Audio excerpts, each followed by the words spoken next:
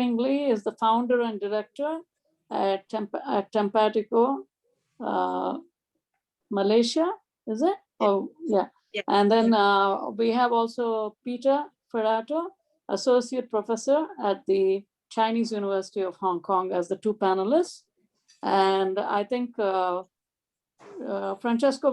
Yeah, I loved a lot of the presentations and the insights that came from the speakers. I just wanted to ask whether, how long did it take to engage the local councils to actually get this, and what were some of the thoughts post-project?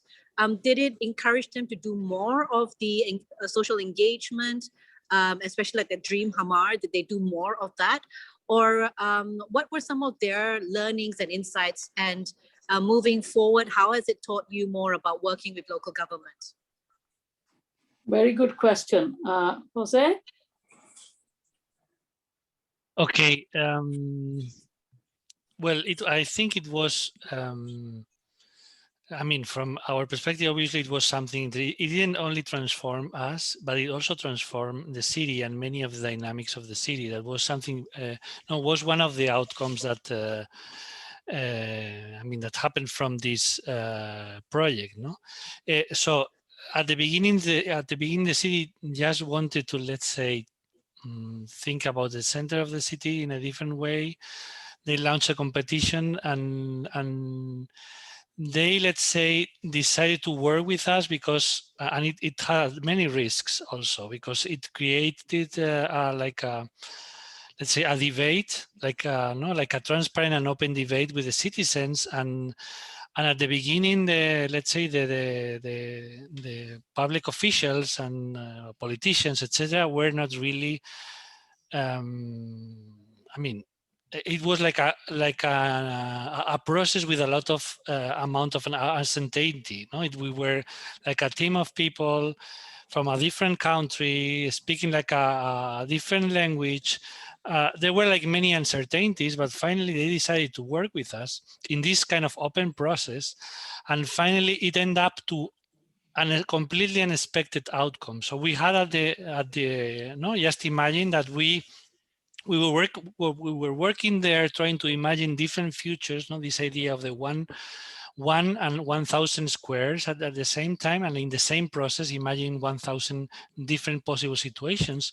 And at the end there was like a public meeting in which some citizens organized themselves to let the city know that they wanted to keep on going with this kind of process. So they were questioning even the purpose of the competition and the purpose of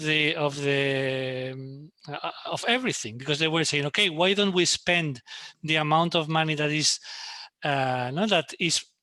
being provided for the construction of the public space, and why don't we use the existing, let's say, layout and keep on doing things for the next 25 years, not doing temporary situations for the next, activating more the social layer than just putting stones one on top of another. So that was a kind of an unexpected outcome. But my experience is that when you start working in these kind of projects, many things happen beyond your imagination. No? So finally, there were like many different outcomes, and one of it was, for example, that the city, one of the persons that spontaneously started working with us, that was like a school teacher that helped us to organize some of the activities with the kids.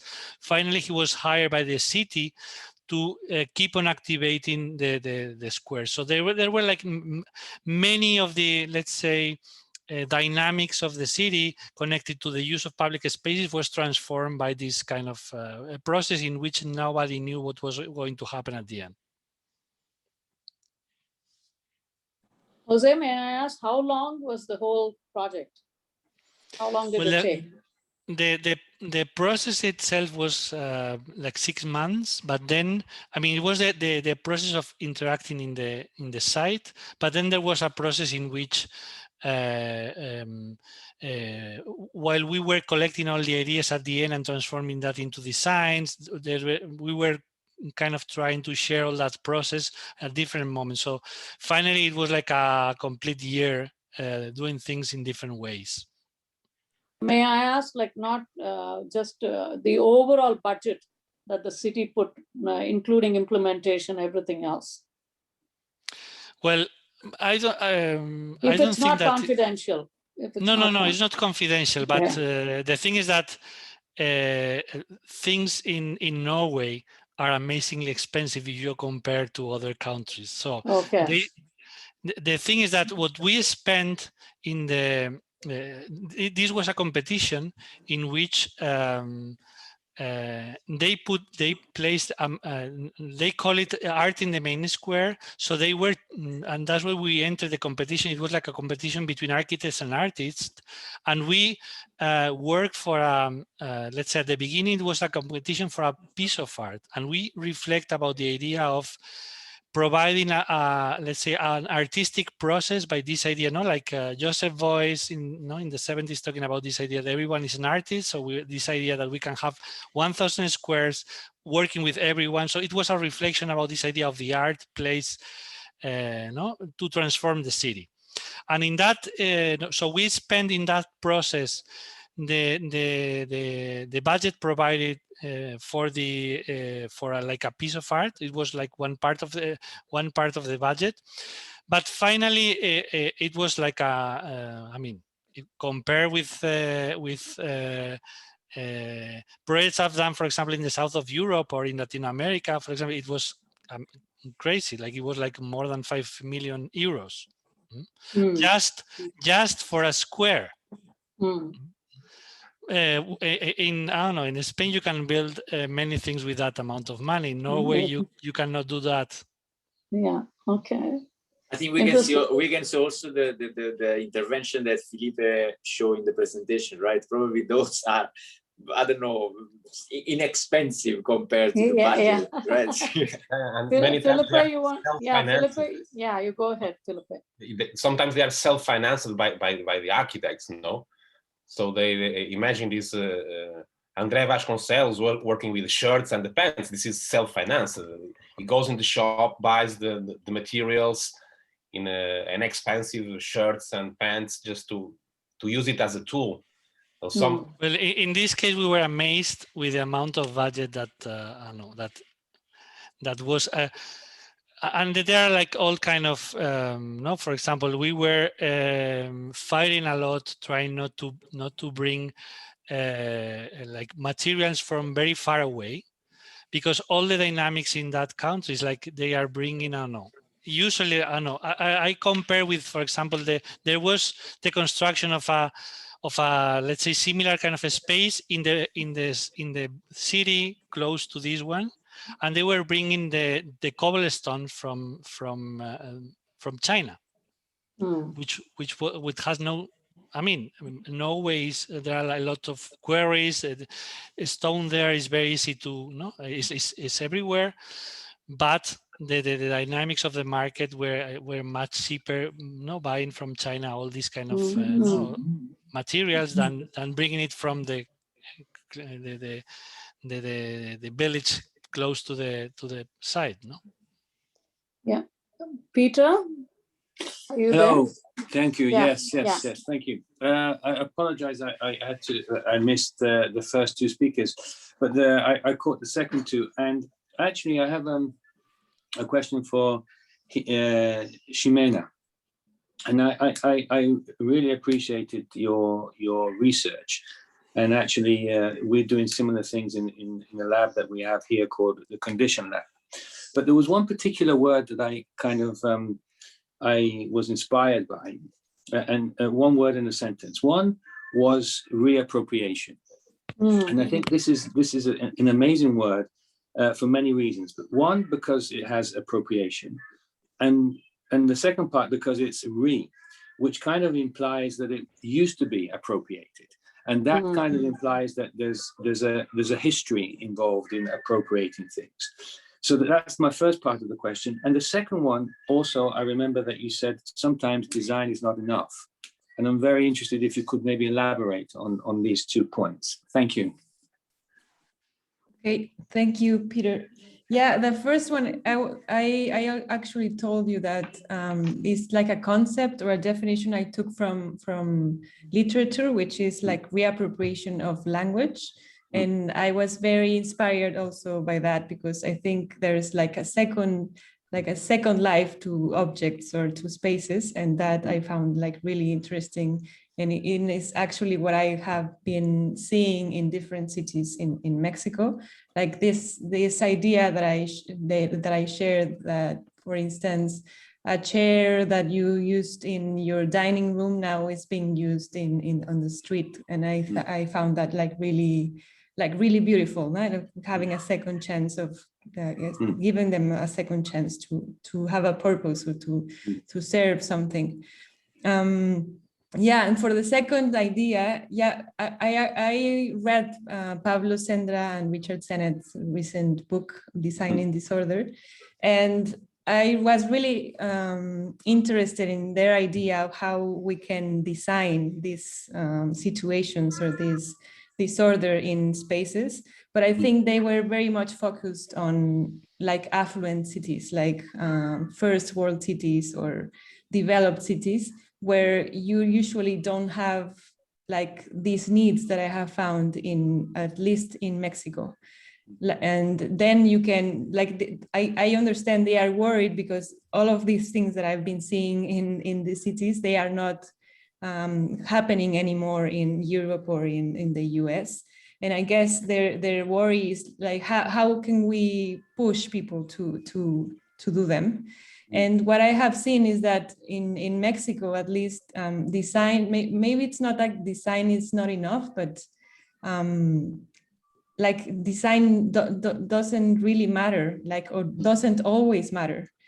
You can have like a place which is like very bad design, or that maybe designers or architects didn't give them much of a thought, but still you're going to have people showing their own or occupying it or selling stuff because they need to do it, not because someone thought about giving them that function. So that's what I think, at least in this context that I'm aware and familiarized with, that's what I mean with maybe, I don't know if design is not enough, as I said, maybe it's like it doesn't matter in every context, or we can think about other things that can bring people to occupy a space. It's very interesting because a lot of my work is in rural China with minority villages. And it's really interesting to hear your comments, because a lot of the things that happen in the village are actually designed, but they're not designed by designers, they're designed by the everyday people. And one of the things is that when some external agent comes in and designs something, it actually creates more problems, because there's a kind of ecosystem of how these things coexist. And a designer designs a beautiful thing, but is not aware of the ecosystem.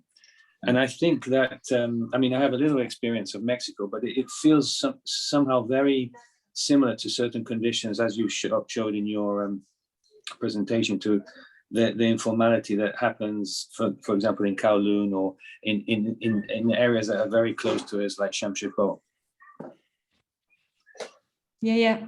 Thanks so much. Yeah, I loved Hong Kong, and I am now realizing that I think I was inspired to do this project back then, and I really liked how I could see like the similarities between the cities and the countries, and I really hope to explore something else back in China or Hong Kong. So yeah, thanks a lot for your comments. I wanted to also share some thoughts about your other sentence where you said that informal interventions actually can alter the path of development in the future, right? And I think Hong Kong has seen that as well, because in the harborfront, you used to have all these. You still have the railings and everything, but you also have some places where people cannot actually fish or anything, right? And you see people cutting holes into the mesh, going outside to the ledges, and then from the seawall actually, fishing. And now almost they actually, allow for fishing. Okay. And even in Hong Kong before, people would not allow, like government wouldn't, the LCSD especially, would not allow people to step on grass. They'd say it's like off limits, right? And I remember in Kowloon, when they opened the runway park, and we were actually, as part of the Harbor Commission, we went, and they would tell us, please walk on the grass. You can walk now. So people actually, by behaving that way, they actually change government thing. But it's still a slow process, and it needs to change, in much bigger way. But I think it's very important to have these bottom-up approaches influence change. Gia? But also, I think that also context is very important, just like what Peter said, the ecosystem. I love that mango, was he selling mango cart on a wheelbarrow? Yeah. So the thing about Asian cities is it is the informal hawkers that give it soul. And the problem is when a lot of planners, urban planners and urban designers design cities, they tend to kind of de-soul cities. They all start to look like these Western Me Too cities, right? That they have no personality. But now what we're seeing is like a fight between the informal and the formal, with the younger, more urbanized hipsters who want the less chaos, who want more designed elements. I'm just wondering if you can comment on this fight between the older generation who are used to the chaos and actually envelop the chaos, to the newer generation who like supermarkets, going into supermarkets and buying lovely packaged food. But then you've got the new Zs who want no package because it's more environmentally friendly. Thanks. For example, if I may say something, Jimena, please. Yeah, go ahead. No, first you, then I will say something. Okay. No, I just wanted to say that I don't know if it's like a generational thing here. I haven't thought about it, but there is something that struck me lately, which I took a seminar some weeks ago, and we had like some person that was attending the seminar who was studying her PhD, and she was studying like this walkability in a specific neighborhood in Monterrey, which is a city in the northern part of Mexico. And the thing that really interested her and was like, she was worried about like hawkers, like informal selling, and that was the thing she wanted to get rid of in order to have like a walkable streets, not cars, not like the lack of infrastructure, but people selling things, or the informal sellers on the street. So I think that's why also I got interested in this topic, because we have to give it like visibility, and I think we have to tell people that this is what gives soul to the city, as you said. No, we have to defend these activities, and we have to encourage them instead of putting them on a side, because they are important to the way we live in the city, no? And also it's the livelihood as well. But I think there's a place. Yeah, there's a place that, for example, this is also was part of my observation. No, you can see that Hong Kong has this too. No, you have like this more informal area when the people used to socialize, and also the formal, let's say, more coding public space. But I think there are cities we integrate a little bit better these two words. I mean, I lived in Barcelona for years, and I think the public space there, it looks like that allow formal, informal to be there at the same time. So I think I was quite surprised in a way when I came to Asia to see this distinction more visible, where in other cities, these two words, these two boundaries are somehow blurred, right? I think if I have in my experience, so I think there's places where you can see more clearly the distinction between formal and informal, and some cities where these are blurred somehow. So you cannot feel this distinction. And this is one aspect. Another aspect that I would like to bring to the discussion. So we acknowledge that the people know better than, let's say, us, what and how they want to use the space, how they want to design. But what is our role, right, as a designer, when you have to intervene in some space? So what's the relationship that the designer has with the community? So it must be a co-design process, or there be a sort of, let's say, hierarchy. So I'm a bit debating, and for me it's a conflicting point, because we studied for years architecture, urban design. Let's say we are somehow experts, right, on one field, but then the communities is expert of their own neighborhoods. But I think there's also some, I think, idea that nowadays there's a sort of DIY, right? Everyone wants to, even when you have to take a medicine, you go on Google and you check the things. So it's a sort of personal engagement, and it looks like that the professionalism is not that much relevant anymore, right? So I think this conflict, not only in our profession, but all, right? The people, I don't want to say something, but the people say, the vaccine is not good, it's good, whatever it is, whatever field you can observe, there's a sort of disconscious between the professionalism and, you know, the action that the people take by themselves. So my question is, what's our roles in, you know, the field? So how we can, you know, collaborate with the community, how to establish, if in case there are hierarchies. I move to you, Sujata. Okay, I'll just maybe let the speakers go first, and then I will chip in. Yeah. Felipe? Jose? Yeah. It's a good question from Francesco. You know, through my experience, or at least the experience of these designers I showed today, I have a personal relationship with them. I know them for a long time. And your question, Francesco, is very suitable for what they are doing right now. So many times these strategies, these design interventions, they start only with the will to do the design. And they are architects by training, like you said, but they are not able to design buildings. So there's a shift in our function as designers. We were trained to do something, but we need to be adaptable. And what they do is not, in fact, a strategy planned with the participation of the populations and so on, except, for example, some of the projects, like this outdoor auditorium from Atelier Mob, was a strategy, a dialogue established with the community, with the participation of the community, and also the town hall.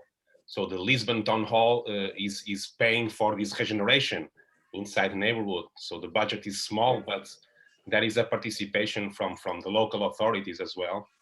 But most of the interventions, they are like hacking something, the space, no? They are self-financed. They work with very little budget. So there's there's the engagement of the public, but I think it's in a second moment. The first moment is the will of doing design by the designer, by the architect. So he goes, occupies a space, an empty building, there's something on the streets, a provocative design in the streets, but this is the first moment, is the will of doing things by the designer. And then comes the engagement of the public in most of those situations. And this creates something interesting that we can later observe and make a study, a more profound study. But I think most of these designers I introduced, they do not think about a specific theoretical intervention. Though they don't do much study. They do a survey, but these surveys they do on the site is through the design point of view, is through their sensibility as architects for the site, for the opportunity to generate some impact. No, so there's some dialogue that can be later established between their design and the public and the participants of that space. So I like it to be, what I think is curious in this intervention is this informality. There's not a concern about doing exactly a scientific research or a study. There is only the will to do design. And because I cannot design buildings anymore, I cannot enter competitions because there's no competitions, there's no demand for that in Portugal right now.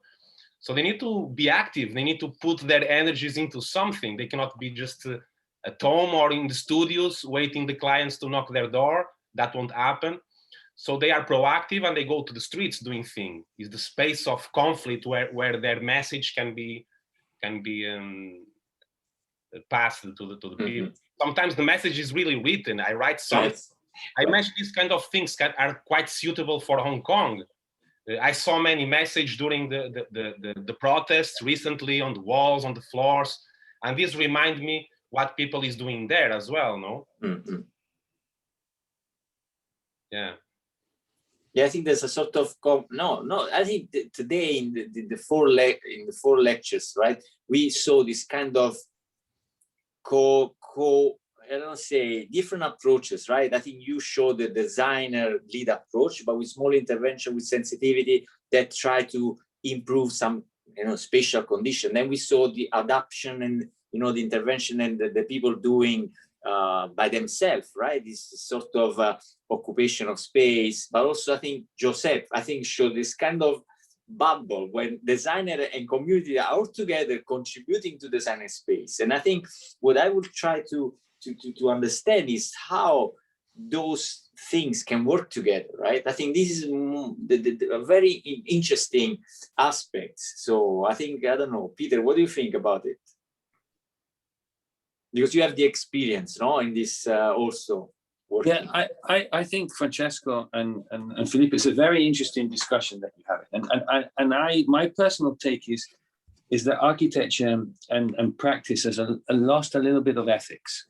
And therefore, this dimension of what's our role is too framed in a kind of we have to comply and we have to serve. Because I think at the basis of the way I was taught architecture, that we have a social responsibility. And I think that's social responsibility is kind of, there's a resurgence of this. You see it in all the work that you've shown today. Lucky you, Peter, because I was not educated with that motto. No. I was more educated like the architect has to dominate. Yes, he's dominant. Well, sorry. I remember a quote that stayed with me from my first year that said from Luigi Snozzi, and he said, nothing has to be invented, everything has to be reinvented. And I think if you think of that, it's an aphorism, it's a paradox. And you think, as an architect, actually, if you think of that, is that we have to reinvent everything. It means that you have to think of what the role is of what we're doing. And I think Snozzi speaks a lot of these riddles. And what I feel, I don't know what you feel, but there's certainly in Hong Kong at CUHK, I feel all our students have a kind of a passion towards the social. And this is the kind of the promise that I think that we have in this next generation. I'm very optimistic. I think we've had a really bad, 10, 15 years where, the star architect has dominated. But I think here there's a kind of resurgence of something meaningful. And I'm very optimistic. I don't know if the panel share the same feeling, and I see it a lot also in your work today. There's something meaningful happening. And I think I'm optimistic. Actually, it's happening in Hong Kong, in the harbourfront on Belcher's Bay. They actually provided the space with movable stuff, and then quite wonderful. And people are using it, and based on their use, they've actually introduced other like benches, everything, and it's really amazing. And they've also changed the way they put the contractor in place. Instead of tendering it out as a particular project, what government is doing now is actually they have a contractor in place for all these minimum small interventions to come in, so that they don't happen, like they don't take like a year or 2 years. So I think it's happening. And I wanted to answer your question, Francesco. I think designers, shouldn't feel like a lot of designers are designing for themselves. All right. So that, because the ego plays a lot in, design, its object and whatever.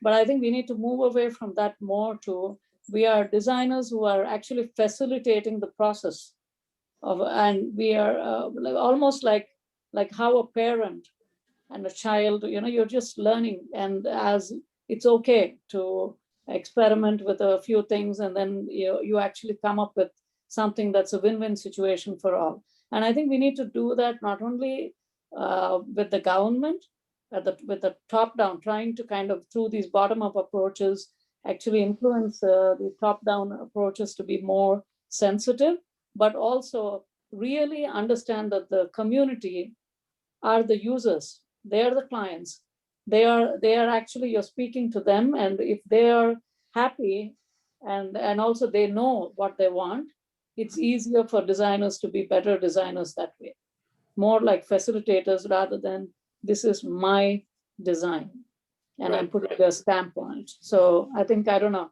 others can share, but I think this is where we are headed. I think Jimena, sorry, you have also other experience, right? Because you did intervene in public space as to some of your projects. Maybe you can talk about the role of architect in those projects, how you deal with the community. I think it is a very pertinent conversation, because I think what is actually starting to happen is that the opposite is gonna start to happen. Like now the architects don't have a role, they just want to ask people what they want, and that's what we are gonna deliver. And I think that's very dangerous also. Like we have to be balance. Like we have to have a balance. Richard Sennett was interviewed like a couple of years ago, and he said, like, if we ask people what they want, most of them are gonna say they want fences and their cars parked on the front of their houses. So I mean, we obviously have to listen to people and to work with communities, but there's also like some insights and things that we have learned with our experience and with our education that I think we have to put in use, and not only to listen, but also to propose from our professions. No? Yeah, very, very good point, actually, Jimena. Yeah, I think this is why I created this sort of questions. So, can bottom-up approach and informal urban activity inform theory, or at least practice, right? I think this is a very crucial, let's say, point that we should use, let's say, in the case of the Great Bay Area, to understand how, we can bring this experience in this new project that are coming, this new planning opportunity. So I think sometimes the role of academics or architects, we study, right? We try to understand. Even, let's say, my observation that I did in the last 4 years about public space, I try to understand why some space is not attractive, why the people are not going there. So I think this is it's super relevant, because in a city like Hong Kong, where the open space is so precious, right? It's a high density city,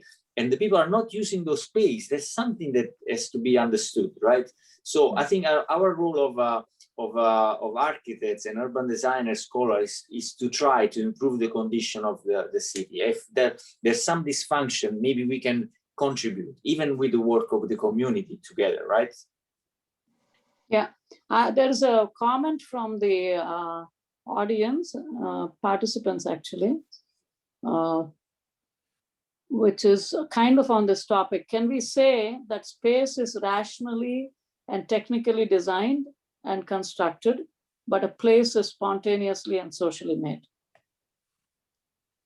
And also another comment, I like the example of Jose, as he was pointing in one of the projects, that in order for people to understand possibilities, they used paint to erase the idea that a place was a parking space and that it could be imagined as whatever they wanted.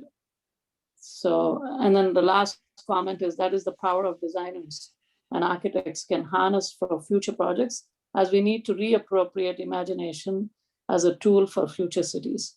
So this is, I like the way the discussion is going, actually. It's almost like 11:30. I'm going to the last 2 minutes for you, Francesco. Oh, okay. And I'll thank all the speakers and the panelists for all the contribution for this session. And I'd give it over to you, Francesco. Thank you so much. It's been an exciting morning. It's always good because when you plan a conference like that and try to organize a session, you invite people to obtain a certain result.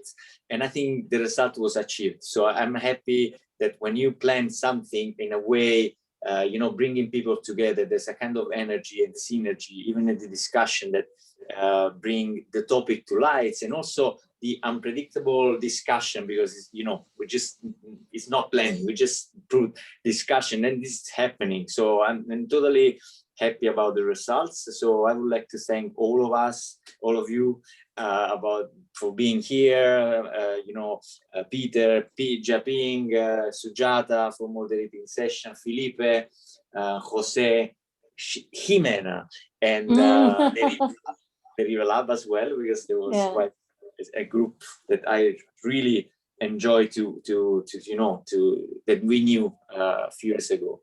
So thank you everyone. And today we have other 2 sessions. So at 2 p.m. There will be Professor Ferretto, which is here as a panelist, but then he will discuss about urban pose, which is somehow probably is a sort of response to what I erase in my presentation. I don't know, something probably it will be green light or at least another angle.